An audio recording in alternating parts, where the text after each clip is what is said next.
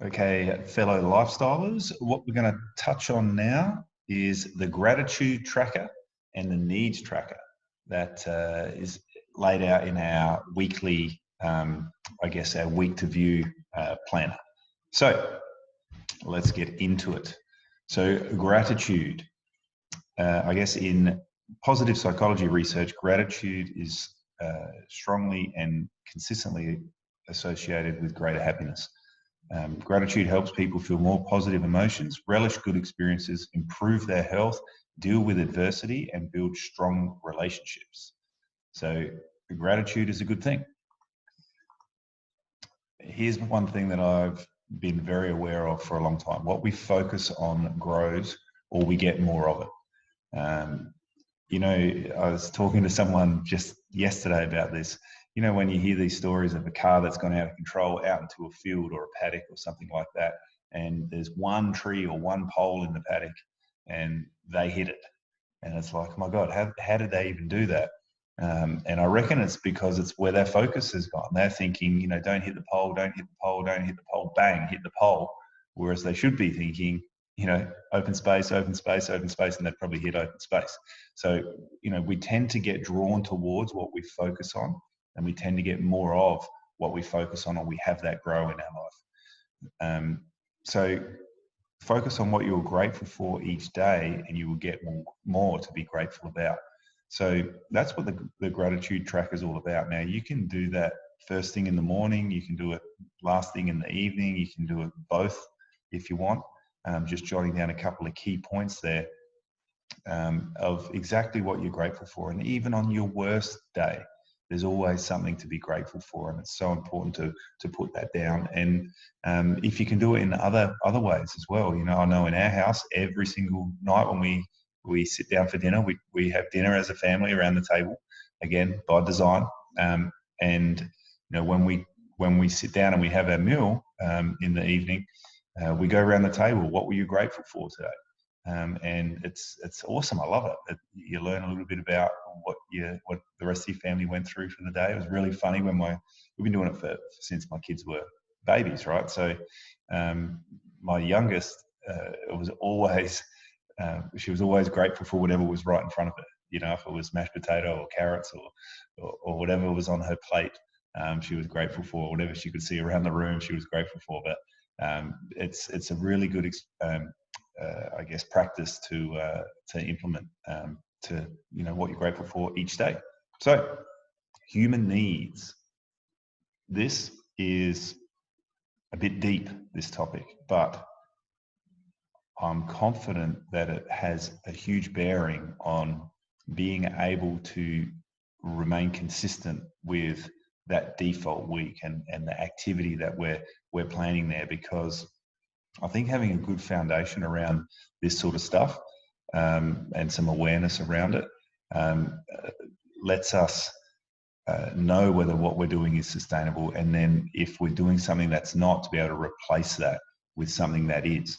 And so I'm going to touch a little bit on this stuff now. I am a school dropout. As I said, I'm a tradie, left school when I was 16. I have no credentials in this space, but this is just stuff that I've picked up over the years from all the personal development stuff I've done.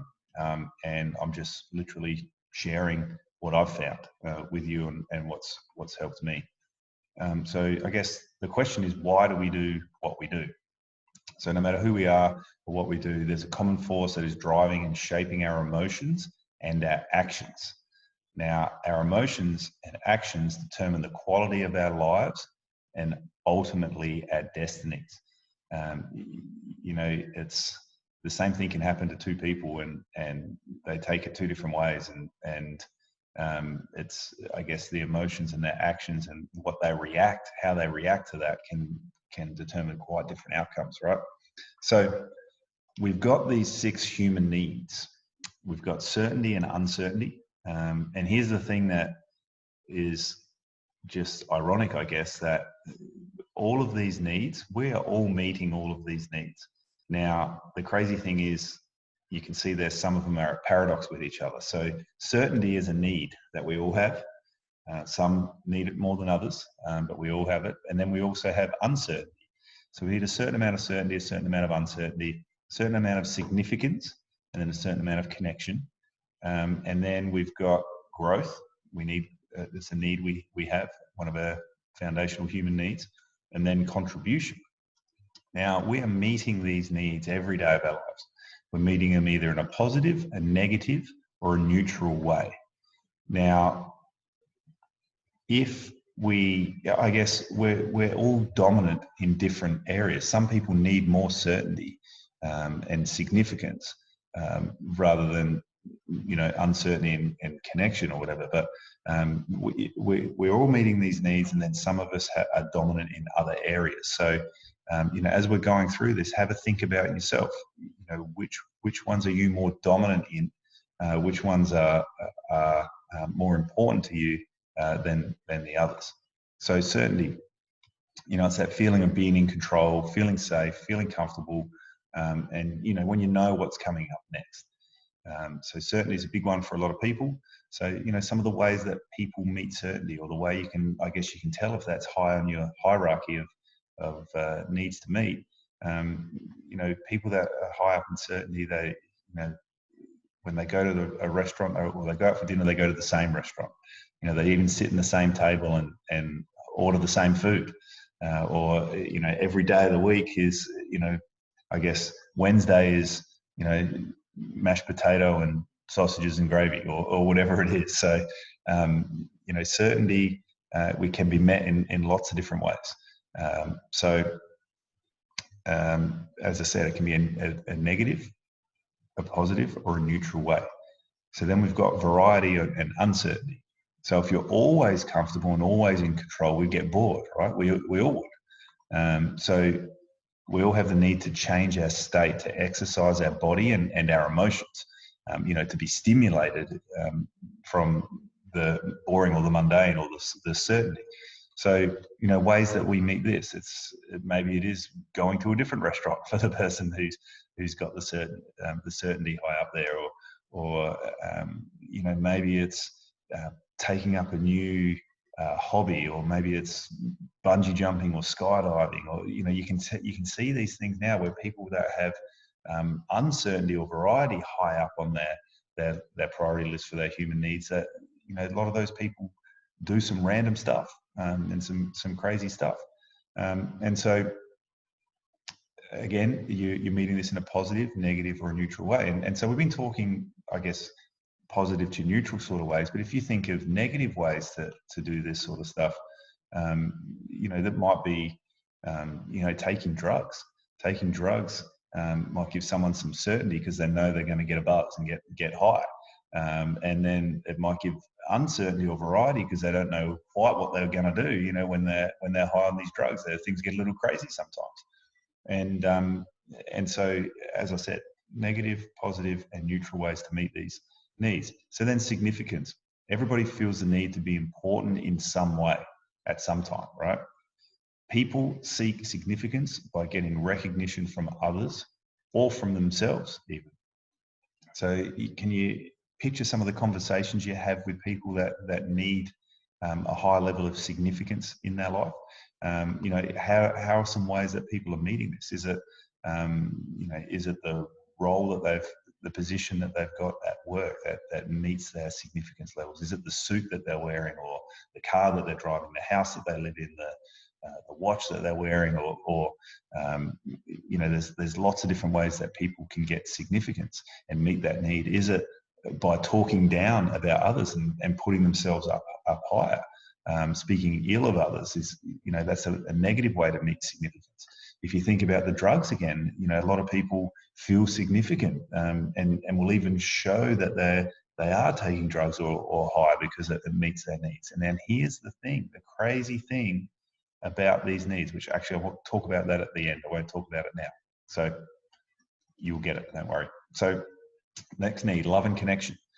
So we need to feel connected to someone or something, a person, a pet, a habit, a value, or even ourselves. Now, here's the crazy thing that freaks me out with this. People can feel connected even when the interaction is negative. This is when you have people that stay in a bad relationship with an abusive spouse or something like that. Have you ever heard the scenarios where people have been kidnapped and locked up in a basement or whatever for years, and then after they've been freed or whatever, they end up going back and marrying the person who kept them captive or whatever it is? It's because they had this connection there that even though it was negative, it was meeting a need, and maybe there were some other needs along the way that had that let them that met their needs, I guess, and so they went back there because that's how they knew how to meet their needs. So the ways that we meet this need, by having things in common with people, by obviously relationships, communication, those sorts of things. Connection can also happen. I guess a real negative way that I see a lot of people get connection and maybe significance, and maybe a little bit of certainty and uncertainty with this is, those people that you meet that have always sick or got something wrong, and when you meet them, you're like, hey, how you doing? And they go, oh, well, and it's like, man, do you think I'm sorry I asked? They talk about how they're always sick or whatever. And it's always because they get connection, they get love, they get people going, oh my God, you poor thing, are you okay? Well, that sounds terrible. So they're getting a bit of connection, they're getting some significance because they're sick. I don't know what's wrong with me. It's always something wrong with me. So that could be a negative way that people are meeting these needs.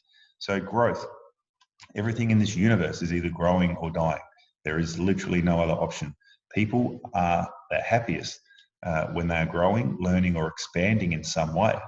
Right. So think about also the goals that we set and the areas that we set them in and why we do this, because it's so important to plan this sort of stuff so we're in control of it, right?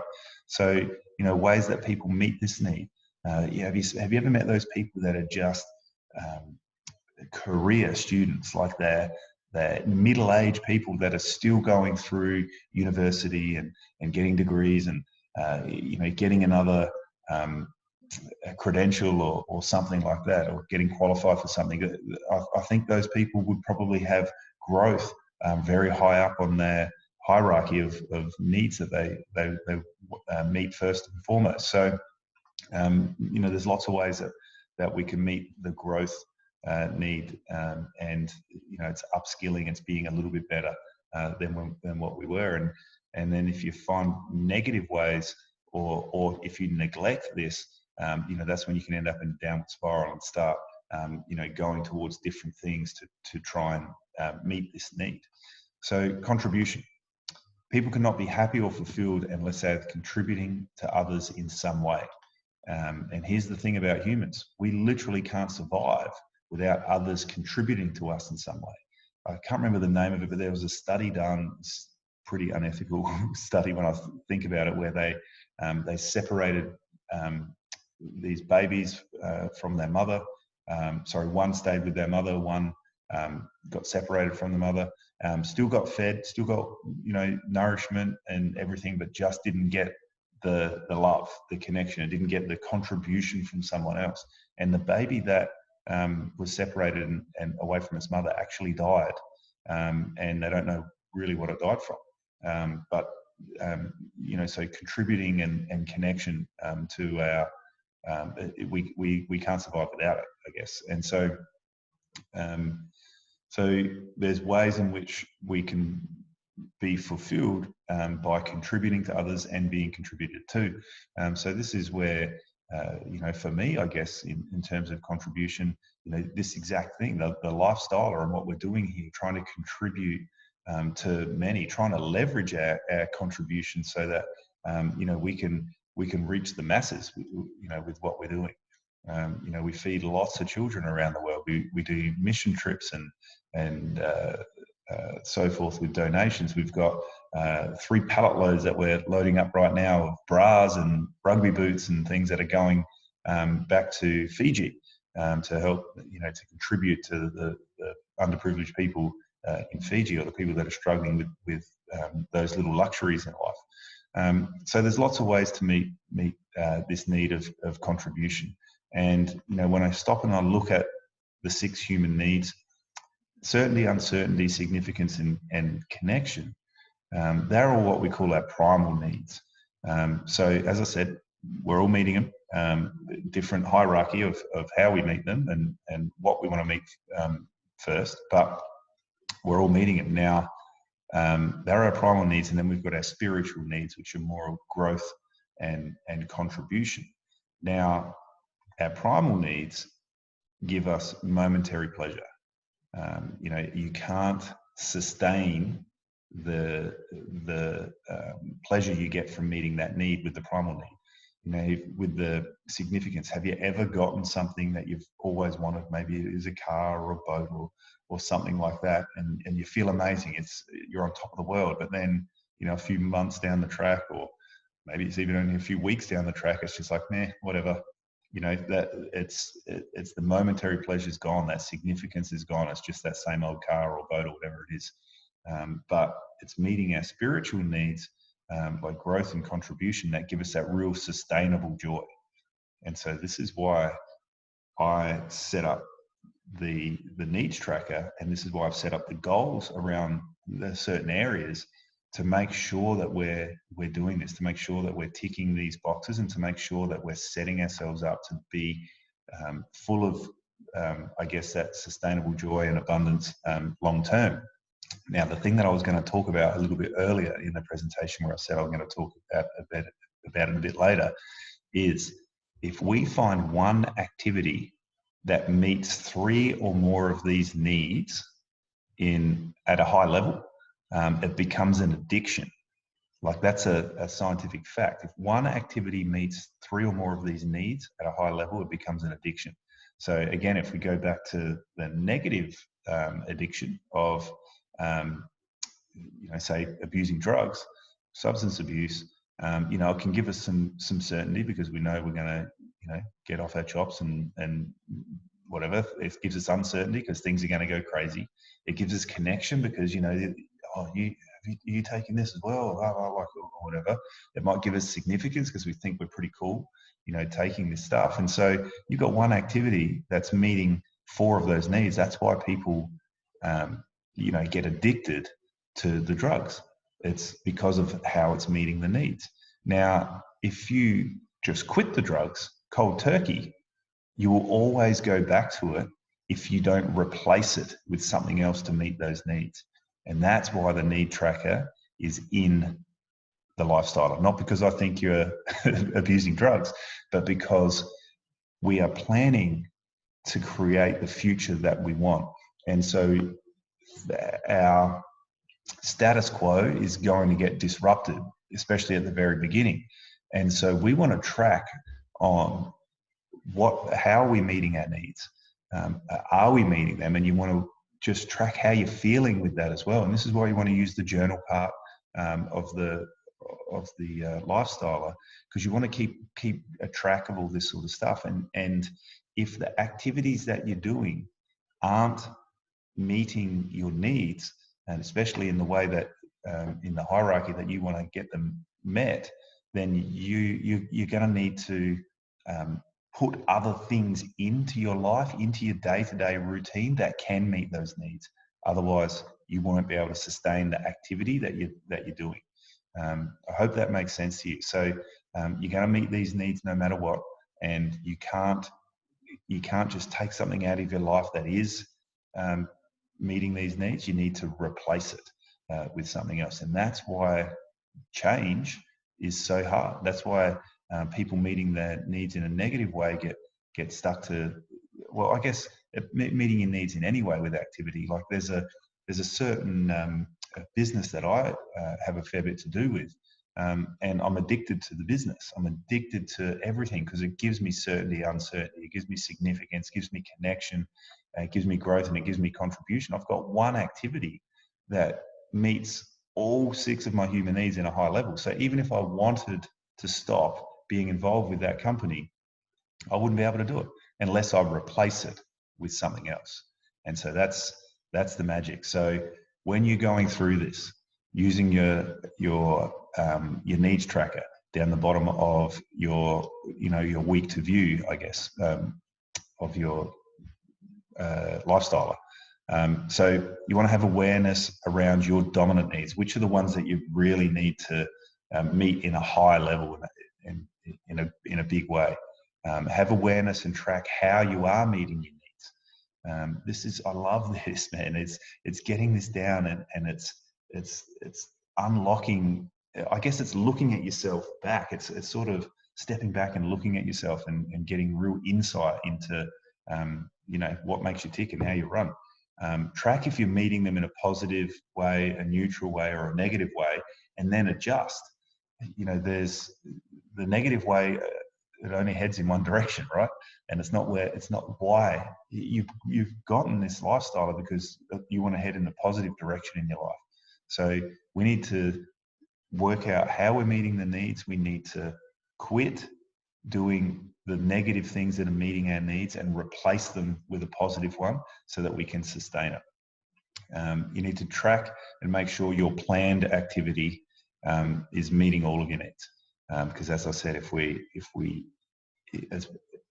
all the good intentions in the world of planning this week out, if it's not going to align and meet our needs and our values, which is why we talk about our mission statement and so forth, then it's temporary. Anything that we're doing is temporary. This is why people can keep things up for a certain amount of time, but they will always go back to the default, always go back to where they were.